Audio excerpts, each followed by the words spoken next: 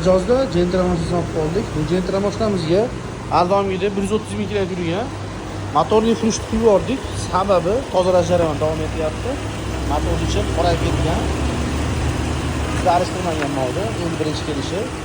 Cho'tki qilib motorlar ichini tozalab, hozir havo bitta salon filtrani testdan ko'rib, yog'ini arishtirib beramiz. Keyingi safardan bemalol 10 ming kilometr yuraveradi. Kimga shunaqa sifatli mollar kerak bo'lsa, Balon Sentrasiga murojaat qilishingiz mumkin. E'tibor beringlar, nimaga bu narsani quyapmiz? Mashina shaqillab qo'ygan motori. 3 xil 4 xil yog' quygan. Castrol, Avista har xil yog'larni quygan. Hozir Avista quyib beramiz. Motorning flushni ponni chayqab yuboryapmiz. Chayqab, tozalab, cho'tki qilib, xudo xolasa motorda har xil ovozlar kelib qo'yadi. Ovozlarni yo'qotib, cho'tki qilib, xudo xolasa moylarni alishtirib beramiz. Akamiz TikTokdan ko'rib kelgan mana.